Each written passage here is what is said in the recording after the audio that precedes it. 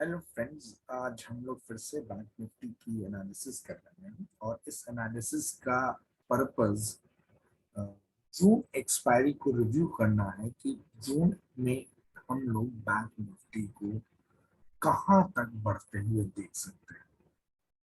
आप लोगों को याद होगा कि पिछले 2 दिन में, लास्ट वीक में, हम लोगों ने एक अच्छा रिवर्सल बैंक निफ्टी में आते हुए देखा है। तो क्या इस रिवर्सल के बाद हम लोगों को बुलिश हो जाना चाहिए बैंक निफ्टी में, या कोई हमें अपना व्यू चेंज करना चाहिए? तो इस एस्पेक्ट को हम लोग इस बैंक निफ्टी के हम लोग आज रिव्यू करने वाले हैं फ्रेंड्स। आप देख सकते हो कि बैंक निफ्टी में 25 अक्टूबर 21 को एक रीसेंट अपना लाइफ टाइम हाई बनाया था, और फिर इसके बाद बैंक निफ्टी ने एक डाउनवर्ड ट्रेंड रिज्यूम किया। ये डाउनवर्ड ट्रेंड आप देख सकते हैं। अगर मैं एक लाइन ड्रॉ करूं यहाँ से, तो आप ये डाउनवर्ड ट्रेंड बैंक निफ्टी का देख सकते हैं। फिर से यहाँ से बैंक निफ्टी ने अपना रिबाउंड किया था, और वो जाता है और ये एक ट्रेंड लाइन बन जाती है, बनाता है, और इस ट्रेंड लाइन को टेस्ट करता है, और इसके बाद बैंक निफ्टी वापस अपने आप को रिवर्स करता है। तो फ्रेंड्स, अगर आप नोटिस करोगे तो बैंक निफ्टी ने अपने प्रीवियस स्विंग हाई को जाकर रीटेस्ट नहीं किया, और इसके बाद ये बैंक निफ्टी हमारा डाउन ट्रेंड में आ गया। बैंक निफ्टी हो या निफ्टी हो, दोनों ही अब एक डाउन ट्रेंड में चल रहे हैं। फिर ये एक न्यू बॉटम बनाता है। पहला बॉटम B1 ये बना था, और इसके बाद एक नया बॉटम B2 इसने गया, और बैंक निफ्टी ने जाकर रीटेस्ट टेस्ट किया है 7 मार्च 22 को। तो फ्रेंड्स, ये नया बॉटम जो बना था 7 मार्च 22 को बन गया था। अब इसके बाद बैंक निफ्टी वापस से एक अपस्विंग लेता है, कोशिश करता है अपनी ट्रेंड लाइन को ब्रीच करने की, बट अनफॉर्चुनेटली वो ब्रीच फेल कर जाता है, और कॉन्टिन्यूसली दोनों वीक में ये अपनी ट्रेंड लाइन के नीचे जाकर क्लोज देता है।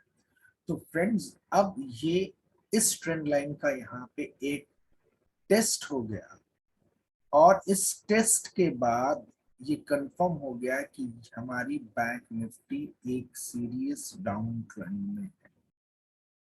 अब 7 मार्च 22 के बॉटम के बाद बैंक निफ्टी ने एक फ्रेश बॉटम बनाया 9 मई 2022।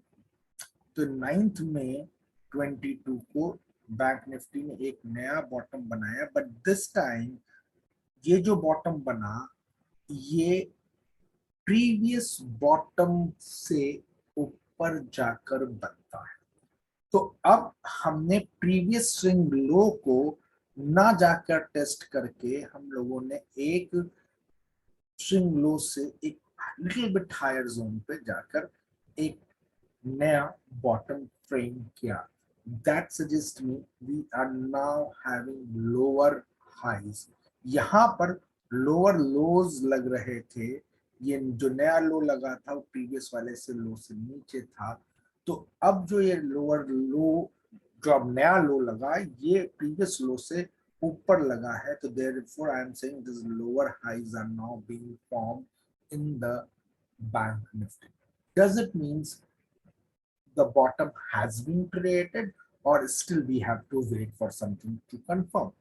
डेफिनेटली एक लोअर हाइज का फॉर्मेशन हो गया है। अब इसके बाद एक्सपेक्टेशन क्या रखनी चाहिए? तो फ्रेंड्स, जैसा कि मैंने प्रीवियस वीडियो में भी कहा था, फिर से मैं कह रहा हूं कि मैं बैंक निफ्टी को फिलहाल इस 36,600 के जोन तक जाता हुआ देखता हूं। और ये जोन बड़ा क्रूशियल जोन है। वो किस लिए क्रूशियल है, अगर आप देखेंगे तो आप भी समझ सकते हैं।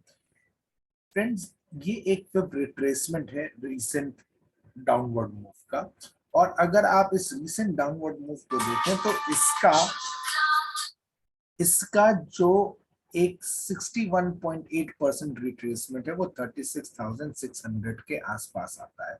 इसलिए ये एक इम्पॉर्टेंट जोन है जहां से मैं एक्सपेक्ट करता हूं बैंक निफ्टी को वापस डाउन ट्रेंड को रिज्यूम करना चाहिए। That's the first thing. Second thing, अगर आप नोटिस करें फ्रेंड्स, तो ये इस ट्रेंड लाइन का भी एक रीटेस्ट होगा इस जोन के आसपास। और तीसरी चीज, ये 20 वीक का डायनेमिक मूविंग एवरेज भी है। तो ये कॉन्फ्लुएंस पॉइंट है तीन चीजों का। 36,600 कॉन्फ्लुएंस है फिब रिट्रेसमेंट का, कॉन्फ्लुएंस है 20 वीक मूविंग एवरेज का, ये कॉन्फ्लुएंस है डाउनवर्ड स्लोपिंग ट्रेंड लाइन का। अगर बैंक निफ्टी इसको ब्रेक करता है और इसके ऊपर जाकर टेस्ट ट्रेड करने लग जाता है, तभी मैं बैंक निफ्टी में फर्दर अपवर्ड मोमेंटम को एग्जिस्ट करते हुए देख पाऊंगा। अन्यथा मेरे point of view say that will be the exhaustion point, जहां पर बैंक निफ्टी थकेगा और प्रोबेबली यहां से फिर से बैंक निफ्टी का एक डाउनवर्ड स्विंग तैयार हो जाएगा। Till that time I am going to watch very carefully कि बैंक निफ्टी 36,600 के पास कैसे बिहेव कर रहा है।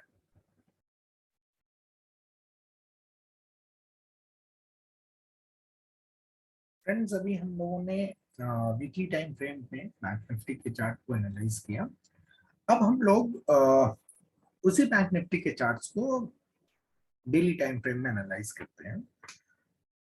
और यहाँ से ये जो हम लोग जो अब एनालिसिस कर रहे हैं, ये माइक्रो एनालिसिस की तरफ हम लोग बढ़ रहे हैं। पहले एक बिगर टाइम फ्रेम में हम लोगों ने उस चार्ट की एनालिसिस करी, देखा कि किस तरह से चार्ट वहां पर बिहेव कर रहा है, और अब हम लोग उसी चार्ट को एक छोटे टाइम फ्रेम की तरफ बढ़ते चले जा रहे हैं और ट्राई कर रहे हैं कि क्या पॉसिबिलिटीज हमारे लिए बनती हुई दिखाई देती है।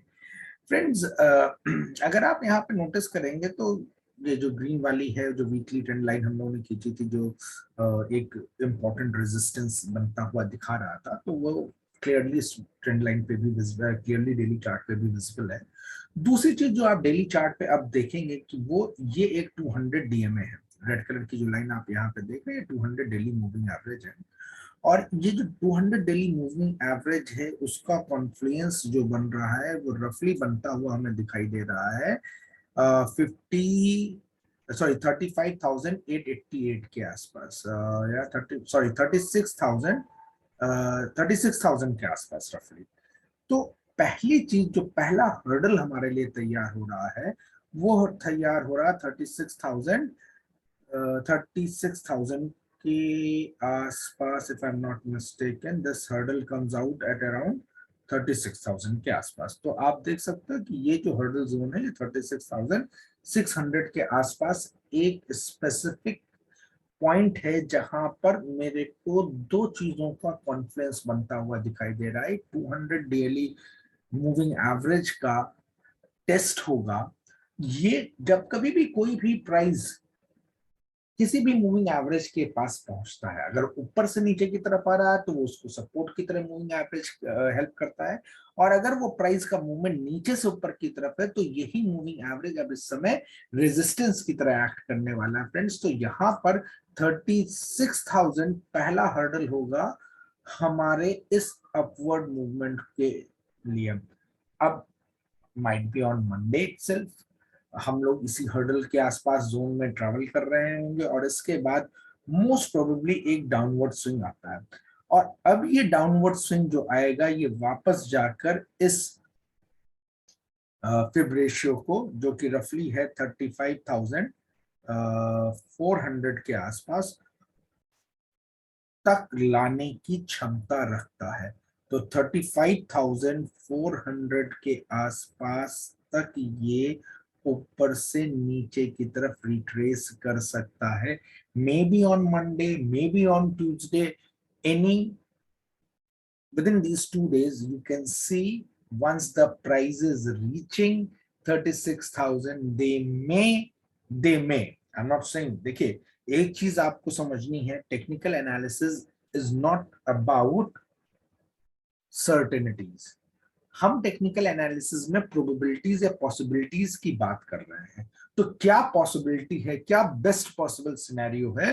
तो बेस्ट पॉसिबल सिनेरियो जो मुझे मंडे ट्यूसडे के लिए दिखाई देता है कि हम 36,000 तक जा सकते हैं बैंक निफ्टी को, वहां से एक रिट्रेसमेंट मूव देख सकते हैं बैंक निफ्टी के लिए, और वो रिट्रेसमेंट बैंक निफ्टी को 35,400 तक ला सकता है या इसके नीचे भी ले जा सकता है। अब मैं नीचे जाने की बात क्यों कर रहा हूं, अगर आप ध्यान से देखेंगे तो यहाँ पर फ्राइडे को, ये फ्राइडे का कैंडल है और फ्राइडे को बैंक निफ्टी ने गैप अप ओपनिंग दिया और इसके बाद वो कॉन्टिन्यूसली गैप अप करने के साथ ही वो ऊपर की तरफ बढ़ता चला गया। तो friends that is one of the reason जिसकी वजह से यहाँ पर एक ये रेड कलर का बॉक्स बना रखा जो कि इस गैप को डिनोट कर रहा है। तो पॉसिबिलिटी क्या है, यहाँ से हम चलते हैं, इस प्राइस एक्शन से हम लोग ऊपर बढ़ते हैं, that is we try to move towards 36,000, यहाँ से ये मूवमेंट आता है और इस मूवमेंट से हम इस जोन तक जाते हैं, दैट इज रफली अराउंड 36,000 एंड 36,050 को भी आप मान सकते हैं कि हम इस जोन को रीटेस्ट करते हैं। अभी वहां पे पहुंचने के बाद ही हम उस दिन इंट्राडे चार्ट पे जब उस मूवमेंट को होते हुए देखेंगे तब हम ये डिसीजन करेंगे कि क्या ये इसको ब्रीच करके ऊपर की तरफ जाएगा या ये यहीं से डाउनवर्ड स्विंग लगा के वापस आ जाएगा 35,400 की तरफ और ये इन वैल्यूज को टेस्ट करेगा, दैट इज अबाउट 35,400 से लेके 35,200 तक का जोन। तो ये जो गैप अप बना हुआ है 35,400 से 35,200 तक के जोन का ये गैप अप है। तो इट माइट बी पॉसिबल कि ये यहाँ से आकर इस वैल्यूज को रीटेस्ट करे। देखिए एक चीज और आपको समझनी होगी, कभी भी कोई भी मार्केट सीधे स्ट्रेट अप नहीं जाती। हम लोगों ने अभी कहा, मैंने अभी कहा वीकली एनालिसिस में कि भाई मुझे दिखता है पॉसिबल टारगेट क्या है 36,600 का है। अब ये पॉसिबिलिटी हम लोगों ने डिस्कस करी किसके रेस्पेक्ट में, ये डिस्कस करी भाई जून के एक्सपायरी तक या जून एक्सपायरी के मिड तक हम इस जोन को देख रहे हैं। अब इसका मतलब ये थोड़ी नहीं है कि मार्केट यहां से चलेगा सीधे 36,600 तक एक साथ एक ही यूनिडायरेक्शनल मूव कर देगा, ऐसा नहीं होगा। इसमें मूवमेंट में कुछ ये मूवमेंट कुछ इस तरह से बनते हुए आएंगे, ये यहाँ से चला फिर थोड़ा ऊपर गया फिर रिट्रेस किया फिर ऊपर गया फिर रिट्रेस किया फिर ऊपर गया। तो this is how you should expect the market to move, there is no one way movement of the market. आपको इस बात को, इस फैक्टर को समझना है। अब ये जो अपवर्ड मूवमेंट आएगा तो उसके बाद कुछ एक रिट्रेसमेंट भी आता है और उस रिट्रेसमेंट में आप फिर से अपनी पोजीशन को बनाते हैं। तो trading is a different thing, analysis is a different thing. आपको ये समझ के चलना है कि ट्रेडिंग एक अलग आर्ट है और एनालिसिस एक अलग आर्ट है। ये जरूरी नहीं कि ट्रेडिंग करना और एनालिसिस करना दोनों एक ही चीज है। एनालिसिस बहुत सिंपल चीज है, ट्रेडिंग उससे ज्यादा कॉम्प्लेक्स, में रिस्क मैनेजमेंट होता है, उसमें मनी मैनेजमेंट होता है। तो आपको हर एक चीज के लिए आप एक व्यू पॉइंट बनाते हैं, उस व्यू पॉइंट के साथ स्टैंड करते हैं तब आप ट्रेड करते हैं। तो फिलहाल व्यू पॉइंट सबसे पहली चीज क्या, लॉन्गर टाइम फ्रेम में हम लोग 36,600 को लेके चल रहे हैं। 1 to 2 डेज की ट्रेडिंग में हम लोग क्या देख रहे हैं भाई, अपवर्ड मूवमेंट जरूर आने वाला है। तो वो अपवर्ड मूवमेंट कहां तक ले जाएगा, वो इसको ले जाएगा इस 200 MA की लाइन को टेस्ट कराएगा, 200 DMA को टेस्ट कराएगा और फिर हम लोग उसके बाद एक रिट्रेसमेंट देखेंगे। अब ये रिट्रेसमेंट देखने का तरीका क्या है, चलिए वो भी मैं आपके साथ डिस्कस करता हूं ताकि अगर आप ट्रेड कर रहे हो तो आप उस बात को समझ सको कि रिट्रेसमेंट कैसे समझ में आएगा। वहां पे तो चीजें होने लगेगी तो आप इंट्राडे में कैसे देखो, मैं इंट्राडे में अवेलेबल नहीं हूं। तो फ्रेंड्स आप यहाँ पे ये कैंडल स्टिक के साइज देख सकते हो। आप यहाँ पे देखो ये कैंडल स्टिक बड़ी लंबी सी बनी, फिर इसने गैप अप किया, फिर एक और कैंडल स्टिक लंबी सी बनी। लेकिन अब जो इसकी लेंथ है और इसकी लेंथ में आप इसको, इसकी रेंजेस में आप एक वेरिएशन देख रहे हो। तो फ्रेंड्स अगर आगे मूव करते हुए ये कैंडल स्टिक्स छोटे साइज की बनती हैं, नैरो बार्स बनने लग जाते हैं, नैरो रेंज कैंडल्स बनने लग जाती हैं, तो नैरो रेंज कैंडल्स NRB या नैरो रेंज बार्स या नैरो रेंज कैंडल्स आपको सजेस्ट करेंगी कि मार्केट में मोमेंटम वीक कर रहा है, मोमेंटम वीकेंस। तो अब आपको देखना क्या है, जब आप मंडे या ट्यूसडे का ट्रेड देख रहे हैं, मंडे या ट्यूसडे को आप ट्रेडिंग में हैं और वहां पर आप जाते हैं, तो आप इस बात को एनालाइज कीजिए, इस बात को वहां देखिए कि क्या हमारी कैंडल्स की साइजेस छोटी होती जा रही है। अगर कैंडल्स छोटे साइज के बनते जा रहे हैं और उसमें रेडनेस, रेड कलर के कैंडल्स ज्यादा हैं, तब आप ये समझिए कि भाई वहां पर मोमेंटम वीक करा। और अगर ये मोमेंटम की वीकनिंग देखेंगे आप इस बड़े इंपॉर्टेंट प्लेस पे हो रही है, अगर अगर ऐसा होता है, अगर मोमेंटम वीक कर रहा है, कहां पर आके मोमेंटम वीक कर रहा है, ये 200 MA के आसपास आके वीक कर रहा है, ये एक फिर रिट्रेसमेंट जोन है जहां पे आके वीक कर रहा है, तो आपको समझना चाहिए कि भाई यहां पर किसी ना किसी तरह का प्रॉब्लम है मार्केट को ऊपर जाने में। तब आपको, अगर आप कॉल में हैं तो आप अपनी पोजीशन को अनवाइंड करिए और वेट करिए, कैश पोजीशन में आइए। देखिए भाई, मार्केट में 3 पोजीशन है, आइदर यू गो लॉन्ग, अगर आप ऑप्शन बायर है तो गो लॉन्ग, या you can be in the cash position अगर आपको डाउट लगता है, या एक रेजिस्टेंस जोन पे है मार्केट या एक सपोर्ट जोन पे है। और जब आप कंफर्म हो जाते हैं नहीं भाई एक इंपॉर्टेंट सपोर्ट लेवल टूट गया है, then you can go for a put. तो 3 पोजीशंस हैं, या तो आप कॉल में हो सकते हैं, या पुट में हो सकते हैं, या फिर कैश पोजीशन में हो सकते हैं। कई बार हमारे फ्रेंड्स इस बात को समझते ही नहीं है, उनको लगता है तो कॉल ही लेके बैठनी है, उनको लगता है उनको पुट लेके बैठनी है। भाई आपके पास 3 पोजीशन है, कॉल भी ले सकते हो, पुट भी ले सकते हो, कैश में भी रह सकते हो, पैसा फेंकने से कोई फायदा नहीं है। तो यहां पर आकर, इस जोन पे आकर आपको क्या करना है, आपको अपनी कैश पोजीशन में आ जाना है। और ये कैश पोजीशन तब तक आपको मेंटेन करनी जब तक कि किसी भी तरह का ब्रेकआउट हमें ऊपर की तरफ नहीं मिलता। ब्रेकआउट, अच्छा ब्रेकआउट सक्सेस होगा कि नहीं सक्सेस होगा ये अभी से बता पाना बड़ा डिफिकल्ट है। अब ब्रेकआउट जब होगा तब हम लोग उस बात को एनालाइज करेंगे कि भाई ये ब्रेकआउट हो गया। अब अगर ये breakout with in the market आज आ जाता है, वेल एंड गुड, आप उसको रियलाइज कीजिए कि भाई एक ब्रेकआउट हो गया, एक ग्रीन ग्रीन कलर की कैंडल बनती है ऊपर की तरफ, सक्सेसफुली क्लोज होती है। एक कैंडल के बन जाने से आपको कंफर्म नहीं हो जाना है कि ब्रेकआउट कंफर्म हो गया। जैसा कि मैं अगर इसी कैंडल में आपको एग्जांपल के तौर पर दिखाऊं, तो आप यहां पर नोटिस करेंगे कि यहां पर एक रेजिस्टेंस जोन था, ये एक रेजिस्टेंस लाइन थी, एक ट्रेंड लाइन थी जिसको हम लोग ब्रीच किए। और आप यहां पे देखेंगे इस दिन जब ब्रीच हुआ है तो इस दिन पे मार्केट ने गैप अप किया है और नेक्स्ट डे एक फॉलो अप कैंडल ग्रीन बड़ी बनी। ऐसा लगा कि फॉलो अप कैंडल बहुत अच्छी बन के आ रही है। दूसरी कैंडल जो नेक्स्ट डे बनती है वो एकदम पियर्स करती है इस बड़ी वाली कैंडल, जो ग्रीन कैंडल उसी के ऊपर खुलती है, लेकिन वो जाती है और ठीक इसको पियर्स करते हुए नीचे की तरफ क्लोज देती है। अब ये एक बड़ा इंपॉर्टेंट रिवर्सल पैटर्न बन गया था। तो आपको इस बात को ऑब्जर्व करना होगा, ये कैंडल स्टिक की एनालिसिस के बेसिस पे आपको पता चलेगा कि हमें क्या करना है।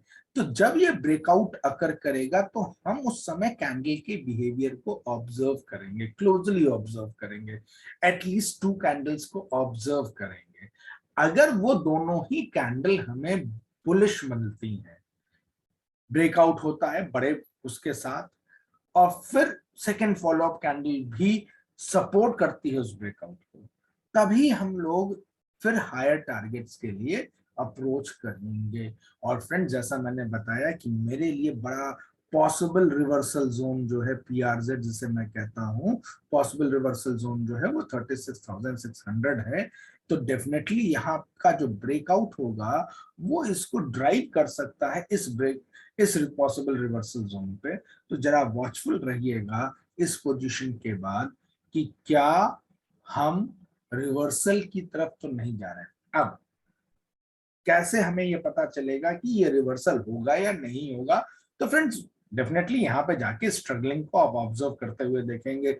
छोटी छोटी रेड कैंडल्स बन सकती हैं या ग्रीन छोटी कैंडल्स बन सकती हैं, ये सजेशन है, या डोजीज बन सकती हैं, स्पिनिंग टॉप्स बन सकते हैं, ऐसे कुछ बन सकता है, छोटी बाज की कैंडल्स बन सकती है। जब आप इस जोन पे इस जगह को देखेंगे तो आपको कॉशन में आ जाना चाहिए, आपके लिए अलार्मिंग सिग्नल होना चाहिए कि भाई अब मुझे कैश पोजीशन में आ जाना है। और तब तक कैश पोजीशन में बना के रखिएगा, कोई पोजीशन नहीं लीजिएगा जब तक कि या तो आप इस ग्रीन कैंडल के ग्रीन लाइन के ऊपर जाकर ट्रेड नहीं करते हैं, या फिर कोई पुट की पोजीशन तब तक मत लीजिए जब तक कि आप इस रेड लाइन से नीचे आके ट्रेड नहीं करते हैं। तो ब्रेकआउट होने के बाद भी आपको ऑब्जर्वेंट रहना है कि ब्रेकआउट कैसा है, ठीक है।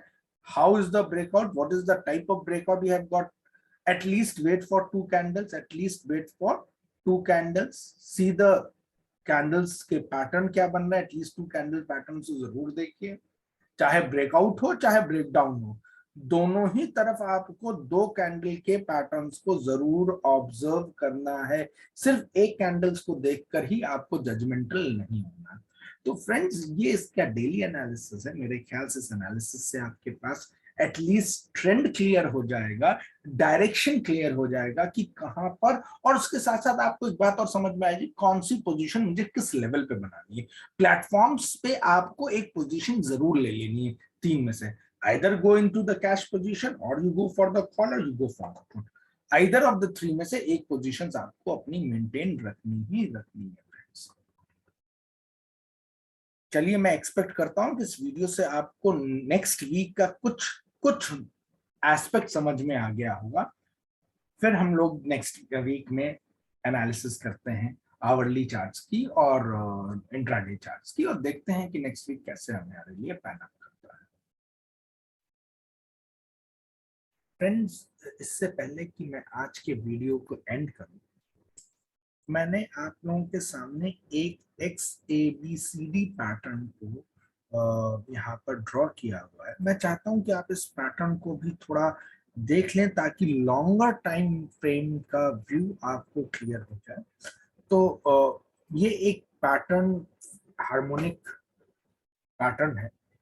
अगर आप इस पैटर्न को नोटिस करेंगे, और ये मैंने पैटर्न जो है डेली चार्ट के ऊपर ड्रॉ किया हुआ है, अगर आप इस पैटर्न को नोटिस करेंगे तो फ्रेंड्स आपको कुछ बेसिक बातें समझ में आ जाएंगी कि मेरा जो व्यू है वो लॉन्गर टाइम फ्रेम में क्यों नेगेटिव है।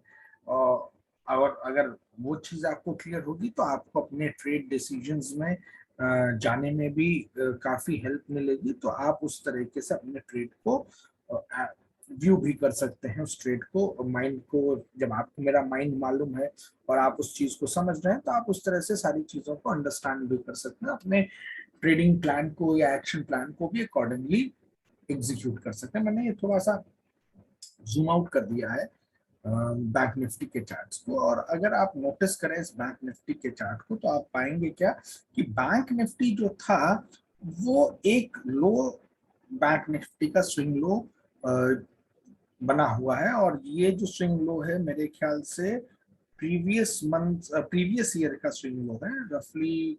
लेट्स से कि ये जो स्विंग लो आया है ये करीब करीब